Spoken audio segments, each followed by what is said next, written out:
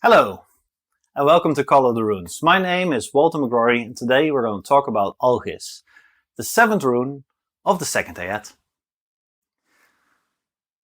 This rune represents the letter Z, and its literal meaning here is swan. But as we'll go over a little bit later, elk is also a commonly used translation, and we'll talk about why that is. Algiz is the 7th rune of the 2nd Ayat, and it is a rune of protection. The elk and the swan are both well represented in myths and sagas. As a rune of protection, Algiz was also a popular rune to use in charms and amulets. The Algiz hammer, possibly the most famous bind rune or the most famous magical symbol in Norse mythology, is a bind rune which is composed of several Algiz runes. Because of this, we can still clearly picture what the rune meant, despite there only being a single Anglo-Saxon rune poem to interpret it. And with that, let us begin. The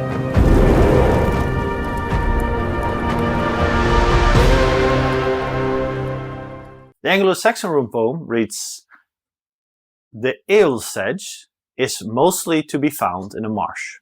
It grows in the water and makes ghastly wounds, covering with blood every warrior who touches it."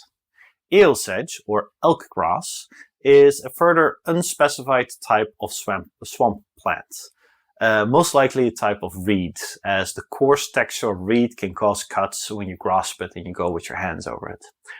However, the description seems very extreme. Covering with blood every warrior who touches it is a bit much for just reeds next to a pond. And therefore, it could have been, or it's theorized at least, that ale sedge is also a kenning for either spears or swords.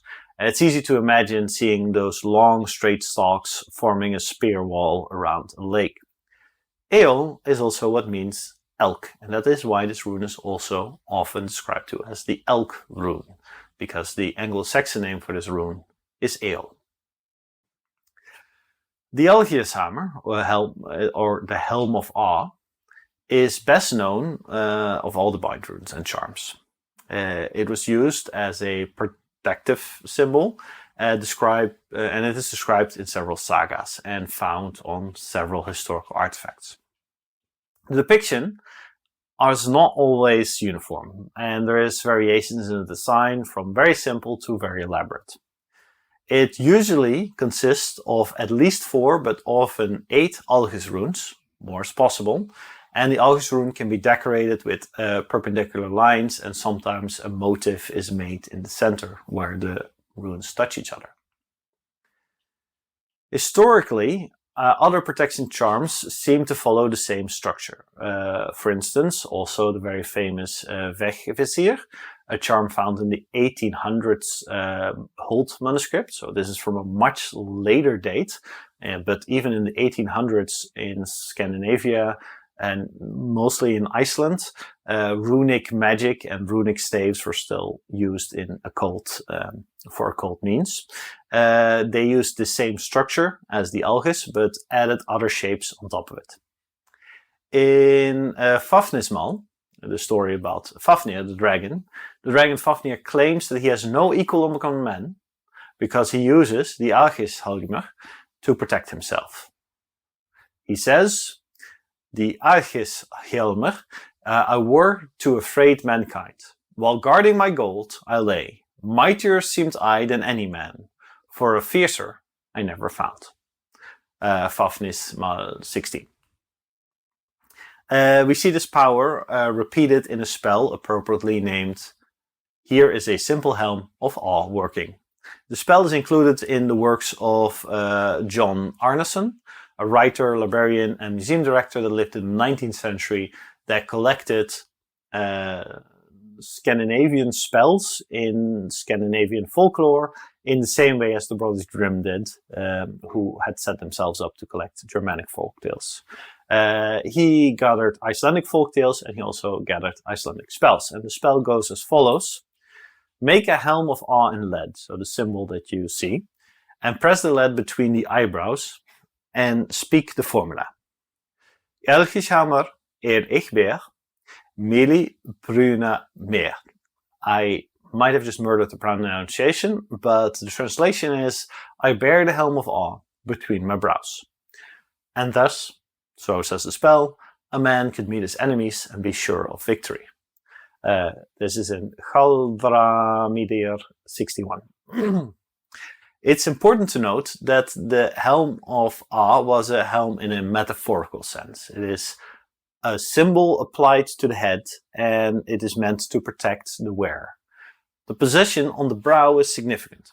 Many cultures believed that there is a third eye located on the forehead at the place where the pineal gland is, and that area is spiritual significant. For Hindus, it's where the bindi, the dot or symbol on the forehead, is placed, and in Jewish mythology it is also the location where the Shem is added to a clay golem to give it its life. Algiz was not only used for protection in bind runes, we can also find it in a charm found in Lindholm in Denmark, DR 261. The first line of the charm gives the name of the rune master that made it and probably used this charm. The second one shows a familiar structure of calling on Odin with multiple Ansas runes. In this case, the purpose of the charm is protection. It's represented by Algiz, and finally fixing it in destiny with 3 Naudus runes, or the Norn runes. The charm ends with the word Alu, a common charm word thought to give this amulet more power. Algiz, representing or being represented by the antler of an elk, seems somewhat synonymous with protection. People carried amulets with Algiz for protection, but also sometimes real antlers were carried around for protection. So antlers, as a sign of protection, seem to be widespread. During an excavation in Dublin, for example, a piece of staghorn was found. This is object IR12, and it was inscribed with the following inscription: Hearthorn, protection, Alsar. Many runic artifacts have been found on antlers, but this one calls explicitly about the Hearthorn's protection for Alsar. So the object, the horn of a stag, is used as a protective amulet by itself, and then amplified by saying that again on top of it in runes. Culturally speaking, the stag also goes back a long way. Tacitus, in his Germania, wrote about a Germanic tribe called the Naha-Narvali. The Naha-Narvali have a sacred grove presided over by a priestess, and they worship twin gods. It is heavily debated within the translation here that if the name Algiz was the name of the grove, or that was the name of the twin gods together. Algiz translates to elk in the equivalent language of the tribe. Tacitus links the twin gods to the Roman equivalent, Pollux and Castor, and the concept of twin gods was also a recurring theme in Nordic mythology. We've already talked extensively about Freyr and Freya, and one of the symbols associated with Freyr is the elk antlers, because it's the weapon that he uses to defend himself during the events of Ragnarok. Therefore, it is not unthinkable that the twin gods mentioned by Tacitus are not 2 brothers, but actually a brother and a sister, Freyr and Freya. The Anglo-Saxon name for this rune is Eol, meaning stag, but the word Algiz is thought to have meant swan in the now extinct Proto-Gothic language. And the swan might be a link to the Valkyrie, another protective spirit. In Fjöladarkvida, 3 Valkyries are weaving flax, reminiscent of the 3 Norns of fate, because the Valkyries are Disir, just like the Norns are. And their swan-feathered cloaks hang next to them in the sagas while they weave. The Valkyries use swan cloaks to fly, and from these swan cloaks we get a more modern-day interpretation of Valkyries with swan wings. As part of these spirits of destiny, these Disir, the Valkyries are also responsible for protection. All these here are female, and they fall into various categories. The Norns, the weavers of fate; the Fylgja, the guardian spirits of individual people; the Halmgia, the spirits that protect families, and Valkyrie, chosers of the slain. Even though the roles are distinct within the Disir, they are sometimes vague and interchangeable. For example, a Disir might begin as a Valkyrie in a saga and then become a Vilgia later. Although the Valkyrie's primary task was to bring the worthy slain of the battlefield to the halls of Valhalla, sometimes they would either marry a hero or they would counsel a hero, much in the way that a Vilgia would do, or that a other protective spirit would do, instead of the task of bringing the slain to Valhalla. It's important to note that a Swan maiden always bestows, in this case then, a measure of protection. The Vilgia, the other class of Disir that we just talked about, is a spirit that is tied to a single person from birth and appears in the shape of an animal. Each person has a Vilgia, and as long as the Vilgia is strong, so is the person. Because they always take the shape of an animal, it's an interesting question to think about if there's any animals that you have always feel connected to. What would your Vilgia look like? Let me know in the comments.